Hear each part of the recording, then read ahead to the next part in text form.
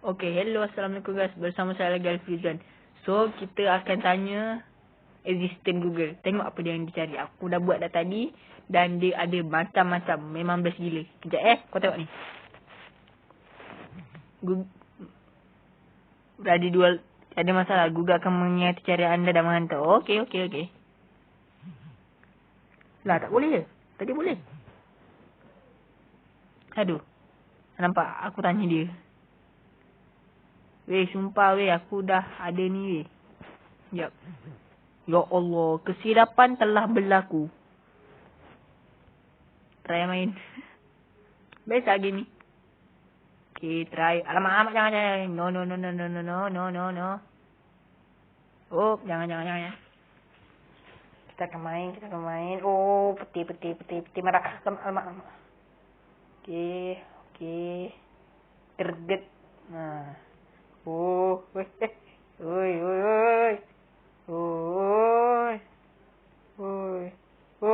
Allah. Mati. Waduh. Kesilapan pula. Tadi sumpah aku cakap boleh. Kira tak apalah, kita tengok apa yang ada kat sini Okey, COVID-19 kembali merebak jika langgar PKP di zon hijau. So mari kita tengok maklumat ni, mungkin boleh membantu kita supaya kita tidak keluar rumah dan tidak menyusahkan frontliners. Okey, COVID-19 kembali merebak jika langgar PKP di zon hijau. Okey, dibuatnya 26 April 2020. Ini yang cerita apa tak ingat ni? Nur Farhana Abdul Manan. Okey. 3 daerah di Selangor masih dikategorikan sebagai zon merah dan 6 lagi zon kuning berikutan merekodkan kes aktif kurang daripada 40 kes. Okey. Kita tengok dia punya gambar. Tengok nampak tu. Aku tak boleh nampak. Sabak bernam. Kes 8 aktif 21000. Ni zon hijau ni. 000 ni nampak. Ni zon hijau. Okey, ni paling teruk ni. Kelang. Okey. Ada 123 kes dengan ada 50 kes. Okey. Aku rasa yang paling teruk yang warna merah. Warna merahnya dekat sini kot. Dekat Hulu Langat kot. Aku rasa Hulu Langat. Okey, tu 74, 171, 64 kes aktif. Ni ada yang aktif 159. Nampak ni 372 kes. 63 kes aktif baru tu. Okey, kita tengok lain pula. Kita tak baca lagi. Kita lupa nak baca. Kita akan baca kan. Okey, Shah Alam. Sekejap Shah Alam. Sikap sebahagian orang ramai yang mengambil mudah mengenali perintah kawalan pergerakan PKP di zon hijau boleh menyebabkan wabak coronavirus atau COVID-19 kembali merebak. Okey. Pasukan Petugas Pencegahan COVID-19 Selangor STFC menerusi satu kenyataan memaklumkan sikap berkenaan juga boleh membahayakan semula keadaan sekarang yang semakin baik. Okey, media melaporkan ada sebahagian orang di zon hijau yang mengambil mudah PKP atas keyakinan bahawa situasi telah selamat di kawasan mereka. Okey, yang ni aku baca yang media ni kan. Aku nak terangkan sikit. Okey. Media melaporkan ada sebahagian orang di zon hijau yang mengambil mudah atas PKP.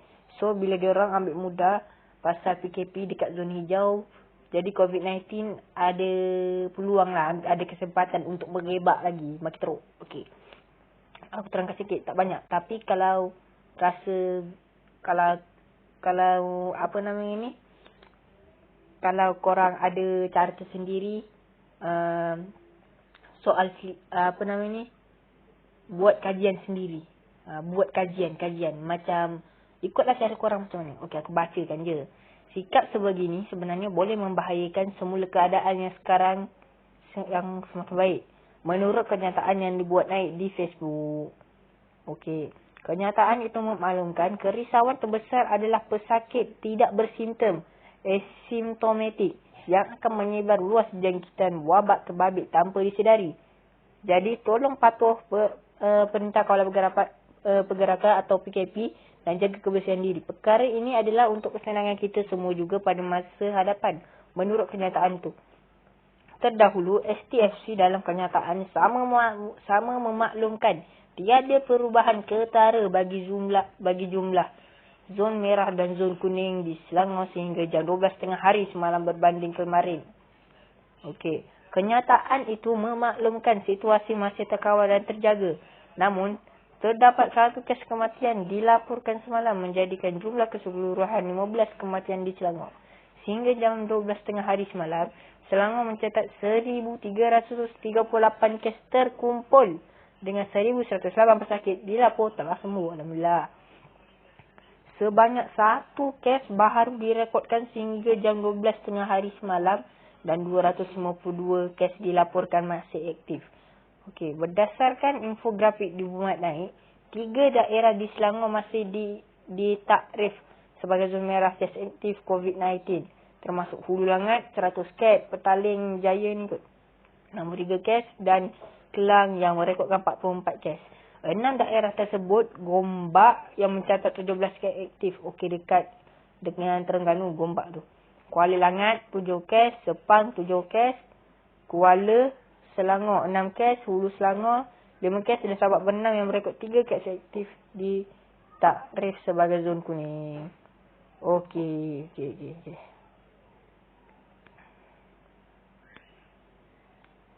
Okey, aku nak tengok bila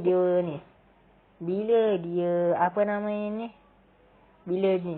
Okey, ini semalam ni nampak ni ada tu nampak tu 1 hari lalu.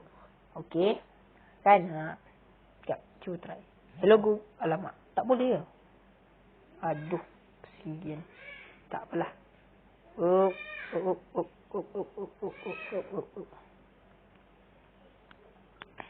Okey. Kita tengok lagi cerita. Apa lagi cerita yang ada? Kita nak baca cerita sebab sekarang ni COVID-19. Okey. Isu rohnya MUI mohon maaf kepada rakyat Malaysia. Okey. Kita tengok. Okey, aku rasa ni COVID-19 Malaysia terus catat ni. Harian Metro dari .com.my. Daripada harianmetro.com.my. Aku dapat sumbernya. Tapi aku pergi dekat Google. Dr. Noh Hisham. Foto benar. Okey. Malaysia terus mencatatkan perkembangan baik kes COVID-19 apabila bilangan pesakit boleh melebihi kes jangkitan baru. Okey. Apa ni?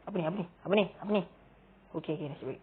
Kementerian Kesihatan Malaysia atau KKM mengesahkan hari ini seramai 95 pesakit sembuh dan dibenarkan pulang. Aku tengok. Aku tak tahu ni bila. So, siapa yang tahu, tolonglah. Ya. Okey. Kementerian Kesihatan Malaysia KKM mengesahkan hari ini seramai 95 pesakit sembuh dan dibenarkan pulang. Menjadikan jumlah keseluruhan pesakit yang pulih daripada jangkitan itu sehingga kini seramai 3,957 orang. Okey.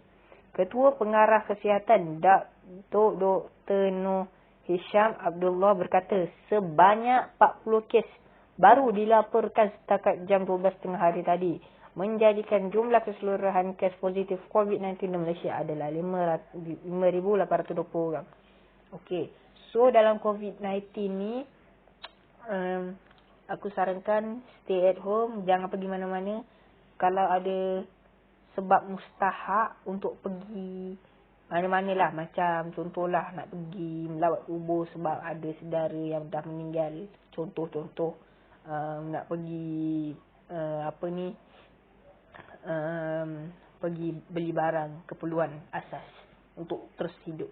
Tapi pastikan pakai mask dengan betul dan cuci tangan dengan hand sanitizer sebaik mungkin.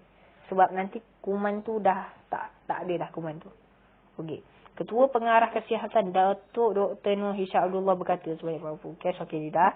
Oleh itu, jumlah kes aktif dengan keboleh jangkitan adalah 1,764 kes.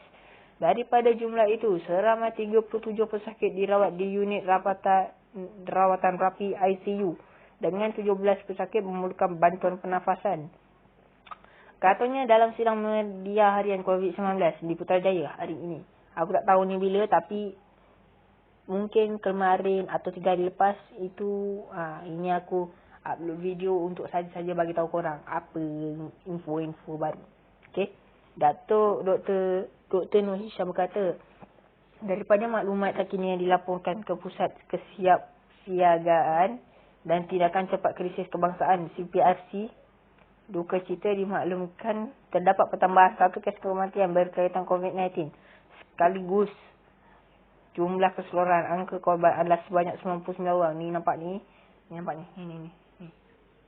nampak ni 99 orang ni. Sebab satu lagi kes kematian dah habis dah. 100.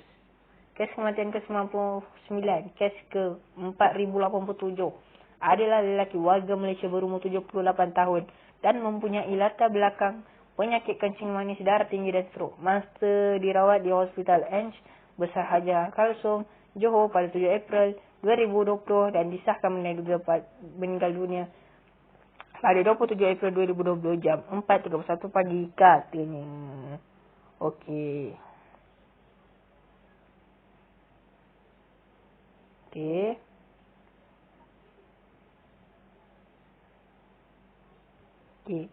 COVID-19 ni dia ada banyaklah ni. Yang ni kan, Malaysia terus cakap perkembangan baik. Ini 21 minit yang lalu. Maknanya sekarang ni contoh pukul 5-7 minit, tolak dengan 21 minit. Berapa korang mendapat? Maknanya pukul 4 lah, pukul 4 lebih macam tu lah. So, itu saja daripada saya. Wallahualam, sekiranya anda sukalah video ini, silakan like, subscribe. Jika komen yang baik-baik, sila yang baik-baiklah komen tu. Semoga Malaysia terus terhindar daripada COVID-19. Itu saja dari saya, Alfizan. Assalamualaikum.